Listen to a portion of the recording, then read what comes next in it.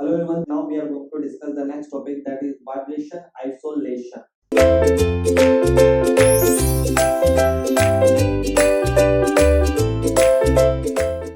You can say isolation means we want the condition to be isolated the system. Okay, so this is basically for foundation.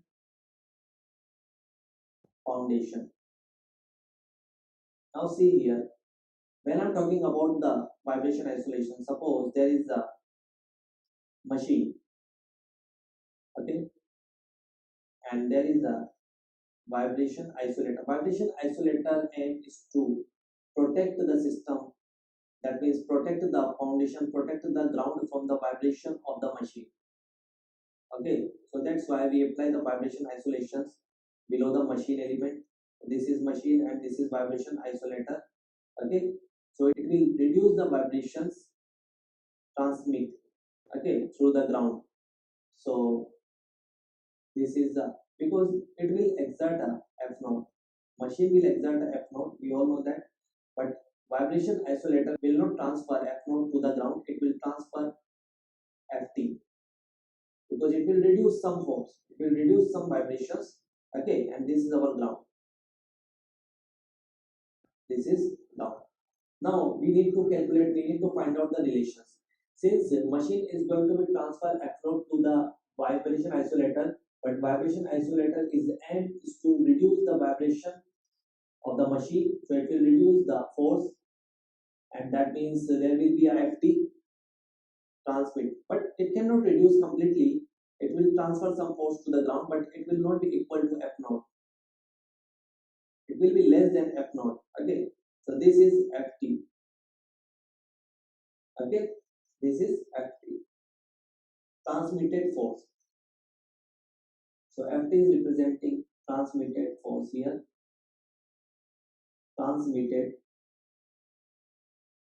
force.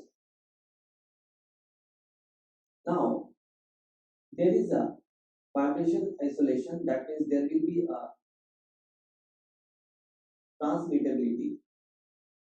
Transmittability of the vibration isolator. Whatever be the isolator you are going to be used, it will having some transmittability. According to the transmittability of the vibration isolator, there will be a transmitted force. So that means, if I'm talking about the, we want that less and less vibration is going to be transmitted to the ground. So that means it will be value which is less than equal to 1 and greater than equal to 0, because we want to reduce as maximum as possible the forces of vibrations. So this would be tends to 0 is the best condition, is the best condition. So this is epsilon, this is transmittability. Epsilon is equal to Ft upon F naught. Okay, Ft upon F naught. This is the formula for transmittability. We will consider the graph of transmittability in the next topic, but here we are discussing only vibration isolation. You can say this is Ft upon F naught, where Ft is a transmitted force, and transmitted force to the ground would be less and less than F naught. So that means Ft should be less than F naught. We want this condition, because so that's why we will feel less vibrations if the Ft is very less than F naught. Okay.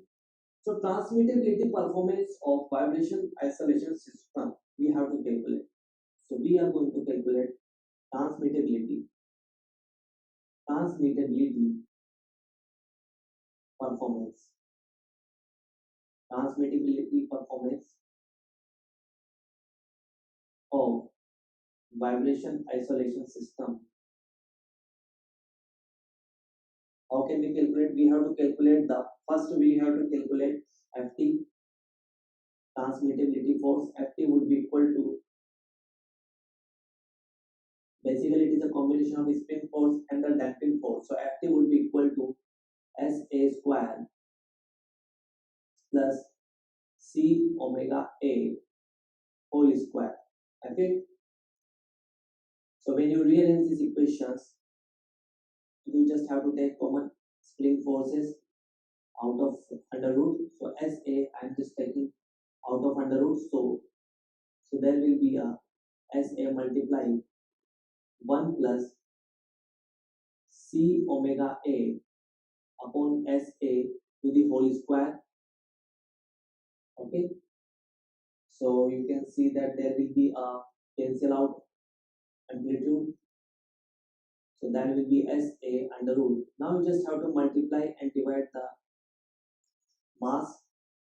So 1 plus C omega by M. If I write it down, C omega by M upon S by M. What is my intention is to divide by M. What is my intentions? C. We know that C by M is equal to 2 zeta omega n, and S by M is equal to omega n square. We all know that. So that's why I'm just dividing the mass,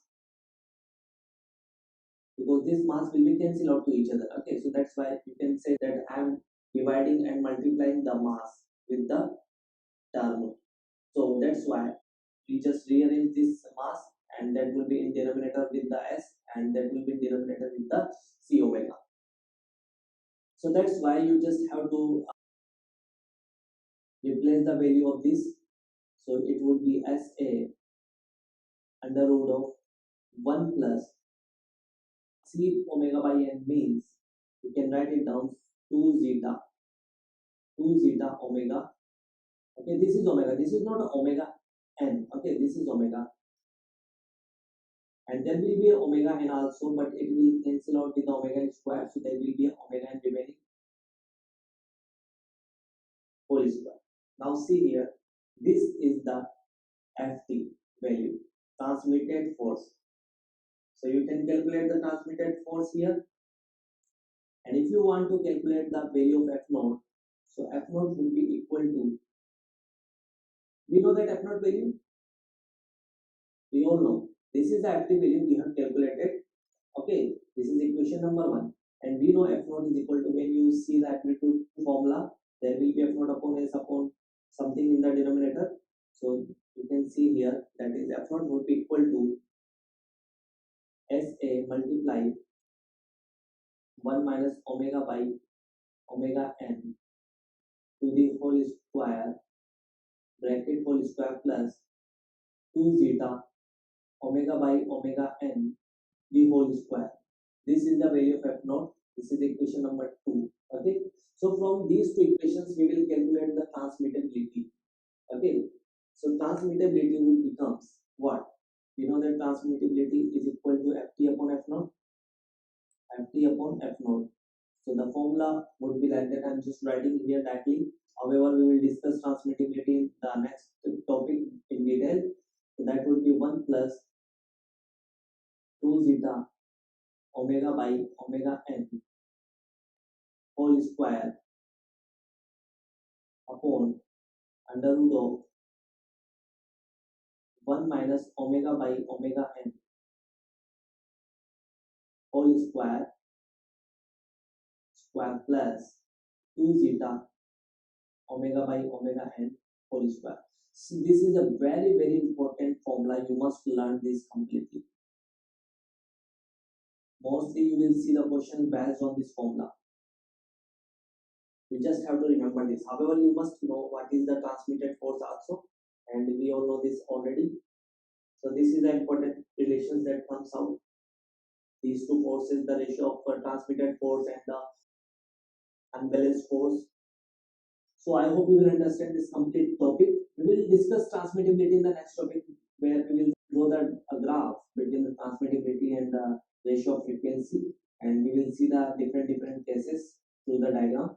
So I hope you will understand this topic. Thank you.